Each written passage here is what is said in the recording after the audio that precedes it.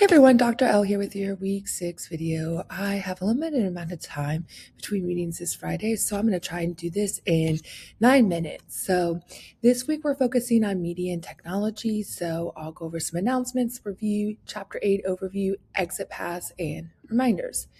Your midterm exam is due at the end of week 7, Sunday at 11:59 p.m. We've gone over that a few times now, so make sure you're watching that tutorial lecture, which is virtual on YouTube, and getting that ready. We will not have in-person class week 7, and I will announce that this week during our in-person session on Thursday, but that's your time so that you can record your midterm exam before the due date later in the week on Sunday. So if you need to rent equipment from the library, either here at Sinclair or in downtown Dayton, this is your opportunity to do that and use class time so that you have your exam ready. And then if you have any issues or challenges with technology, you're able to email me by Friday into business day if you've utilized our Thursday evening time to record or at least attempt to record your midterm exam. So it should work out well, and you should be able to hear back from me well before the Sunday due date. So I'm going to be finishing up this week, week 6, the final selfie log check to make sure that you're up to date with all of your selfies and your PowerPoint looks to be in good shape so you're prepared for your recording. Be on the lookout for emails from me. Make sure if you miss class for any reason, you're taking advantage of COPE. And then if you have anything that you want to share, come prepared to do that on Sunday. And I'll go over the exit pass answers then. We went over the midterm exam in class last week, so just make sure you're asking questions about the rubric, what to include on your PowerPoint, how to use the necessary technology and all of that stuff. As a reminder, if you're going to use another platform to record your exam that isn't Loom or Zoom, make sure you email me to let me know and get permission to do so. I know in some of my classes, students said they knew of other free platforms. That's fine. Just make sure that you tell me what it is and you show me that you have the ability to record yourself with your presentations. All right, without further ado, Chapter 8 on media.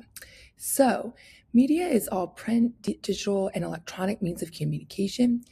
But we also see, especially as we think about globalization, which we often do in sociology, that media consolidation is something that continues into the 21st century, which is a process by which fewer and fewer owners control the majority of media outlets. That goes hand in hand with media globalization, which is the worldwide integration of media through the cross-cultural exchange of ideas. And we talk a lot about that and the relationship social media shares with the exchange of ideas in this class. This can also lead to gatekeeping, especially if we think about the internet, which is the sorting process by which thousands of possible messages are shaped into a mass media appropriate form and reduced to a manageable amount. If we think about living in a world with the internet and AI capabilities, there's so much information out there, and so it has to be filtered into a manageable system.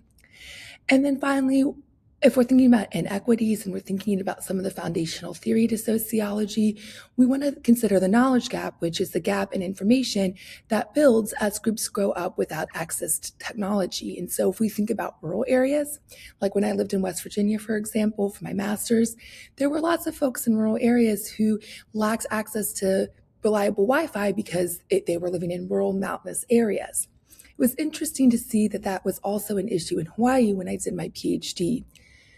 Sometimes there's also Wi-Fi access issues in more urban spaces because folks in low-income neighborhoods will sometimes struggle to have access to Wi-Fi and be able to afford that. And so one of the questions you'll have on your quiz this week is what you think about state-sponsored Wi-Fi access. Is that something that all folks should have access to?